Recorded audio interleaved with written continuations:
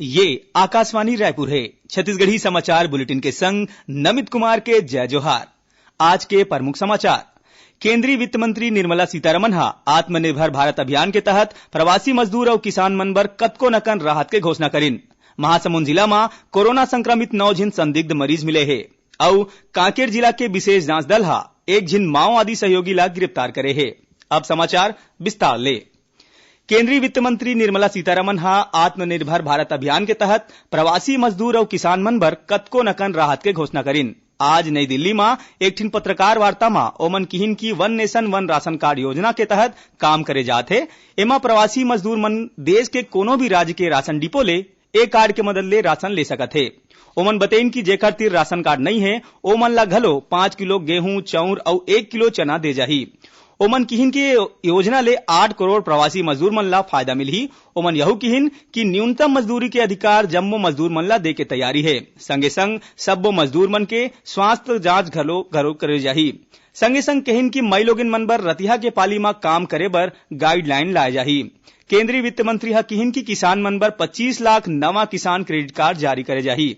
जानबा के मुताबिक 5-12 मई के प्रधानमंत्री नरेंद्र मोदी हा अर्थव्यवस्था ला गति दे बर 20 लाख करोड़ रुपया के विशेष आर्थिक पैकेज के घोषणा करे रहीन। यही कड़ी में काली केंद्रीय वित्त मंत्री हा सूक्ष्म लघु और कुटीर उद्योग बर राहत के घोषणा करीन है। महासमुंद जिला में कोरोना संक्रमित 9 झिन संदिग्ध मरीज मिले हैं। रैपिड किट टेस्ट में पॉजिटिव आए के बाद कोरोना संक्रमण के पुष्टि बर ए सब्बो मरीज के स्वाब ला जांच बर एम्स रायपुर भेजे गए हैं। मिले जानकारी के अनुसार सरायपाली के सिंघोड़ा चेक पोस्ट में तैनात नायब तहसीलदार, राजस्व निरीक्षक, पटवारी और स्वास्थ्य कर्मी के संगे संग 6 झिन मनखे ला रैपिड किट टेस्ट में पॉजिटिव पाए गए हैं। उन्हें काली ओडिशा ले लहुटे 75 प्रवासी मजदूर मन के रैपिड किट प्लेट जांच करेगी। जांच में 3 झिन प्रवासी मजदूर मन में कोरोना संक्रमण के लक्षण मिले हैं। ये तीनों मजदूर में से 1 झिन मजदूर हा बागबहरा ब्लॉक के और 2 झन हा पिथौरा ब्लॉक के रहैया हरय।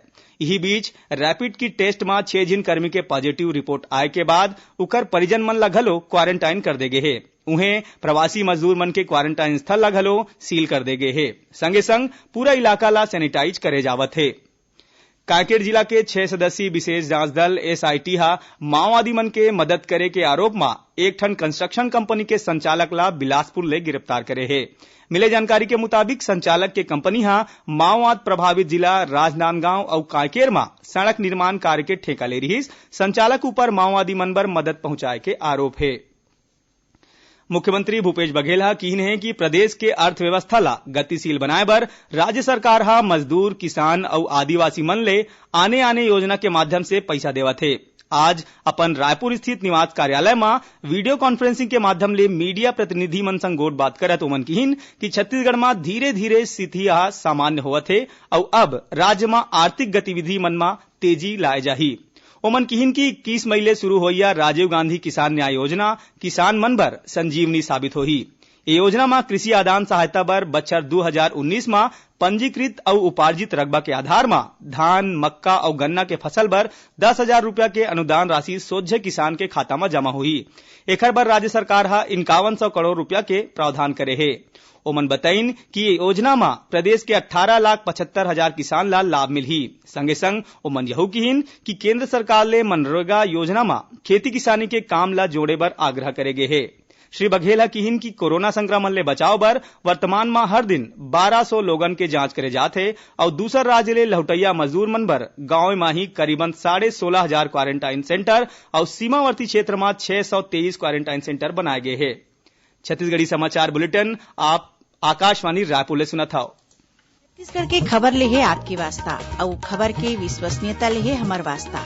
आकाशवाणी समाचार रायपुर के प्रादेशिक समाचार बुलेटिन के संगे संग हमार समसामयिक कार्यक्रम आप रेडियो के संग अपन मोबाइल में घलो सुन सकत हो।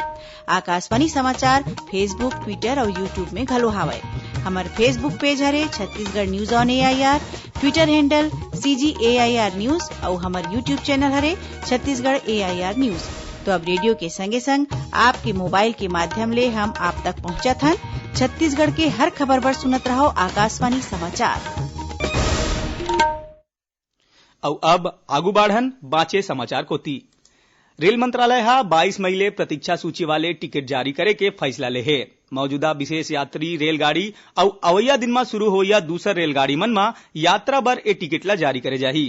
रेलवे तीसरैया श्रेणी वातानुकूलित शयनयान बर 100, दूसरैया श्रेणी बर 50, चेयर कार बर 100 और प्रथम श्रेणी वातानुकूलित शयनयान बर 20 सीट प्रतीक्षा सूची टिकट बर निर्धारित करे है।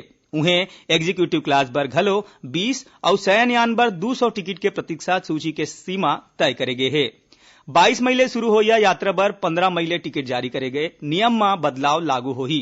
आरक्षण के अधिकतम अवधि 7 दिन राखे गए है। यात्री मन 15 मई ले प्रतीक्षा सूची बर टिकट बुक करा सकी। ये रेलगाड़ी में यात्रा बर आरएसी टिकट जारी नहीं हुआ है। कोरोना संक्रमण के बीच श्रमिक स्पेशल ट्रेन ले मजदूर मन के छत्तीसगढ़ लौटे के सिलसिला जारी है। आज आंध्र प्रदेश ले मजदूर मन ला लेके विशेष ट्रेन राजनांदगांव पहुंचीन। एमा जिला के 38 मजदूर घलो शामिल रहीन, जौन मन काम के सिलसिला में आंध्र प्रदेश गे रहीन। राजनांदगांव स्टेशन में इखर मन के स्वास्थ्य जांच के बाद जम्मो झन ला बस के माध्यम ले रैन बसेरा ले जाएगिस। भोजन के बाद सब्बो झन के रैपिड किट ले जांच करे जावत है। एकर बाद उमन ला गांव के क्वारंटाइन सेंटर में राखे जाही। यही ट्रेन में कबीरधाम जिला के मजदूर मन घलो आए है। एमन ला घलो जांच के बाद सोझे जिला मुख्यालय पर रवाना कर दे गए है। राज्य वक्फ बोर्ड के अध्यक्ष सलाम रिजवी रमजान के बेरा मस्जिद में इबादत के संबंध में सुझाव जारी करे है। एमा प्रदेश के जम्मू मस्जिद के मुतवली कमेटी, प्रबंध कमेटी और तदर्थ कमेटी ला निर्देशित करके गए है कि मस्जिद में इबादत करिया मन के संख्या 4 ले ज्यादा नहीं होना चाहिए। संगे संग इबादत करिया मन के बीच एक दूसरे ले 6 फीट के दूरी राखे जाए। प्रदेश में नमक के कालाबाजारी ला रोके बर प्रशासन डहर ले लगातार अभियान चलाए जावत है। यही कड़ी में कोंडागांव जिला के बांसकोट गांव में ज्यादा कीमत में नून बेचे के मिले शिकायत में एक ठिन दुकान पर छापा मारे गिस। शिकायत सही पाए जाए में दुकानदार ऊपर 20,000 रुपया के जुर्माना लगाए गिस। संगे संग दुकान ला सील कर दे गए है। एकर बाद अधिकारी मन गांव के जम्मो दुकान के निरीक्षण घलो करीन। एती राजनांदगांव जिला में नमक के पर्याप्त उपलब्धता बनाए राखे और ओकर कीमत में निगरानी राखे बर जिला प्रशासन 3 सदस्यीय टीम गठित करे है। टीम काली राजनांदगांव शहर के कतकोन थोक कारोबार करैया प्रतिष्ठान मन के जांच करीन। निरीक्षण के बाद एक ठिन ट्रेडर्स में बिना रिकॉर्ड के राखे गए 1.5 क्विंटल ले ज्यादा नमक ला जब्त करे गए है। राज्य जैव विविधता बोर्ड जन जागरूकता बर ऑनलाइन प्रतियोगिता आयोजित करत है। प्रदेश के निवासी मन बर होइया ए प्रतियोगिता में फोटोग्राफी, निबंध लेखन और पोस्टर बनाए के स्पर्धा होही। उन्हें निबंध लेखन और चित्रकारी प्रतियोगिता सिर्फ स्कूली लइका मन बर राखे गए है। प्रविष्टि भेजे के आखिरी तारीख 20 मई राखे गए है और प्रविष्टि के समीक्षा के बाद 22 मई के विजेता मन के नाम घोषित करे जाही। और अब थोरकुन समाचार सारमा। शासकीय सेवक और उखर आश्रित परिजन मन के इलाज बर राज्य सरकार छत्तीसगढ़ के 88 और राज्य के बाहर स्थित 49 ठन अस्पताल ला मान्यता दे है।